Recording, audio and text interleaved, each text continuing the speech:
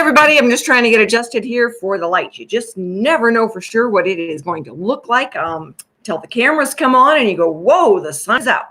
So, my name is Rita Crompton. I'm president and CEO of Archimedes Offspring, and we are busy here getting things done. Should have a really exciting announcement for you on the Friday video. We're getting some things teed up here for a really fun kid competition. We will let you all know. You can share it with friends and teachers and people who have kids, and we'll get the first one loaded, maybe actually even as early as tomorrow, so that we can start getting the word out. But looking forward to having some fun with the kids. My videos are always kid-friendly, and we do try to respond to teachers and kids and people just as fast as we can. I appreciate the fact now that I am getting, 50 to 100 emails a day from all of you inventors out there, and I go through them just as quickly as I can and try to respond. I'm getting better, though. I'm getting better. Designated time. So that is the topic for today is, what do you do? I mean, life gets in the way for all of us. We just got done with the holidays, and it's like everybody disappears over the holidays as far as work goes. I understand. I'm, a mom, a grandma, a wife, a daughter, and all of those things, and every day's for goodness sake. So what do you do? All right. So, and it really doesn't matter. People lose jobs. They get sick. They've got family issues. Life gets in the way. Someone, and sometimes it's on the personal side that affects then the inventing process, and sometimes it's on the inventing side. We'll talk a little bit about both because I have dealt with both and recently. So as far as, when I'm working with an inventor and trying to, say, all right, these are the things, a lot of times the questions you guys ask and the conversations lead to another good conversation that I can have on video. So if you recognize your story, it's maybe because you gave me the story to help other inventors. And that's what we're all about. We want to be able to help lots of inventors with everyone else's experiences. And, it's amazing how often we have a meeting and the best contact an inventor meets is the inventor sitting next to them because they're having a similar experience. So on the life side, when things kind of explode on a schedule basis, we all work better with a schedule, all right? A calendar date that we're shooting for, a timeline that we've laid out when it comes to inventing, and you create a timeline. You look at what is your ultimate date. Maybe it's the trade show, all right? And then you back all the steps into it and see what you do, and then you double it. I'm not kidding.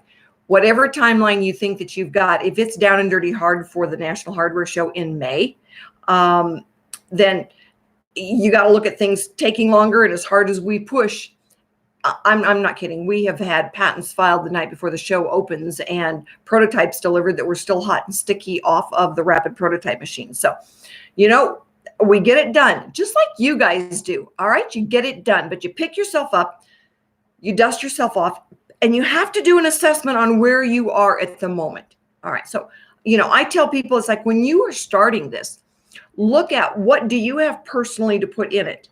The funds that you have available to put in it, all right, the time, and what is your experience? And then you fill in around that, right? So when an inventor comes to me and they say, oh, I can do it all myself.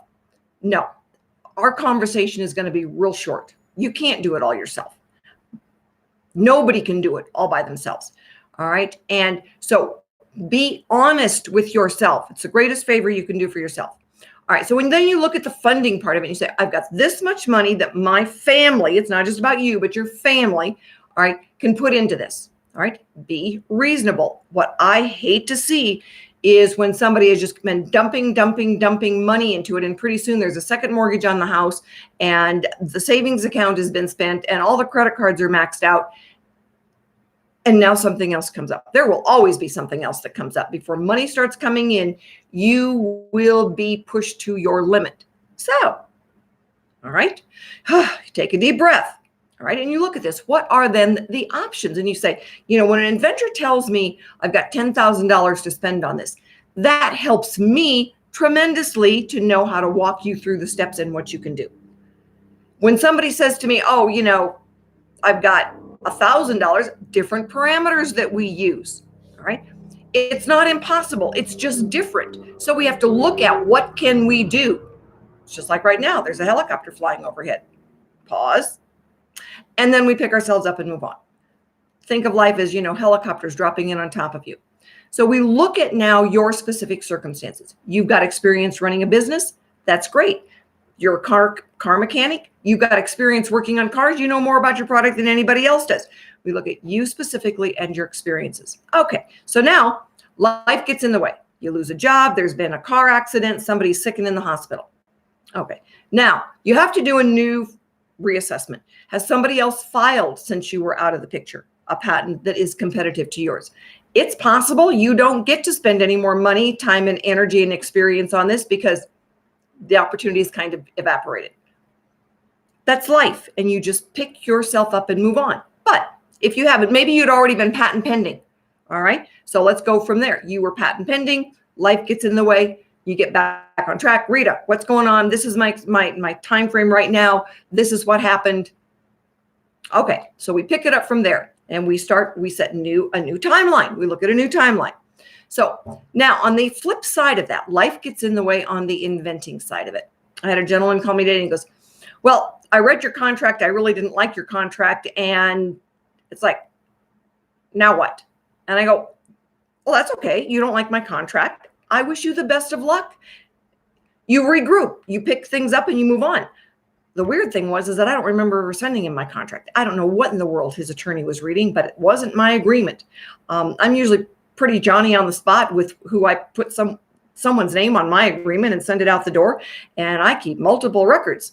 All right, protects me, protects you. I am not sure what this gentleman was talking about. It wasn't my agreement. Might be talking to somebody else. So you regroup. And that's the whole idea is that, all of a sudden now you planned on going to a trade show and you find out you can't get into that one and they are booked for the next 3 or 4 years. It is not unusual that there are several of the really popular trade shows that are booked years out. What do you do? Well, one of the things that you can do, it's a little bit of a, looking around the corner type thing, but we've done it before, is think who else is going to be there that may be willing to let you ride on their coattails. All right. Show doesn't like that, but that's life. There's a lot of things the show doesn't like. So you've got to learn how to work the system, really. And that's one of the things, sometimes there's somebody that's in the same ballpark as you, or they've got a compatible product, and they might let you ride their coattails. So you have to look through the list. I mean, you've got to do some reconnaissance to find out how to get in and get your product shown in order to make those contacts that you need.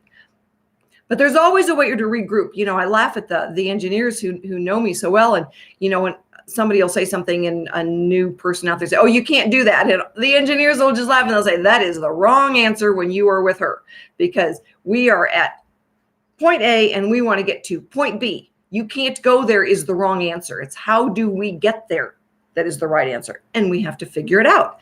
Now, that said, there's always a time when we have to say, no, you just can't file a patent on that. That's life.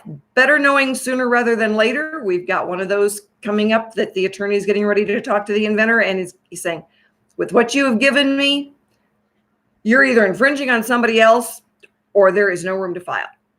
So it's back to the drawing board. All right. So sometimes that no leads to a better product. All right. It is not unusual that I've gotten together with an engineer and the inventor and the patent attorney, and we've put our heads together and say, well, maybe we can do it like this, and maybe this would be better. And we end up with something better. So no is just a stepping stone. All right. Pick yourself up, dust yourself off, get back on track, whether it's on the personal side or the business side. There's always another day, and there's a way to get to where you want to go. You just have to focus.